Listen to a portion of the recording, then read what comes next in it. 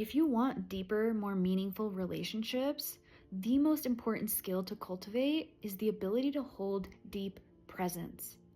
I feel that we lack this so deeply in our society, and there's no shame or fault or blame because most of us have never learned this skill, and on top of that, most human beings are so dysregulated and carrying a lot of trauma.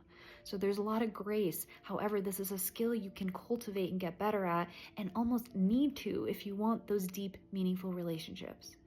Have you ever been in a conversation with someone who is so distracted, who is everywhere but here with you? And what I mean by that is that they are scanning their environment, they're paying attention to what's going on out there constantly, they're multitasking on their phones, they're doing different things, and they're in their heads, interrupting you, waiting for the next thing to say, and they're like kind of listening, but kind of not. That is such a dysfunctional dynamic, and it's so hard to build depth like that because it's like the conversation is just pinballing around and we can't actually take one point and go deeper.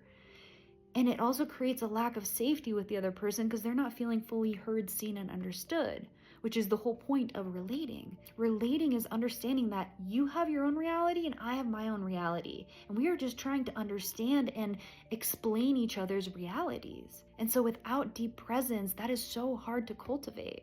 And this is why I love the work that I teach, because what it teaches you is how to build the safety in your own body so you don't have to be hyper vigilant of what's going on around you. Learn how to regulate your own nervous system so you can actually be present and get out of your own head, feel comfortable in yourself, to not be so stuck in what should I say next? How are they perceiving me? Do they like me? Building deep relationships requires us to put our own ego to the side and just be with another person and their experience. It's the art of listening where another person then walks away feeling so seen, heard, and understood by you. That's what creates deep, meaningful relationships.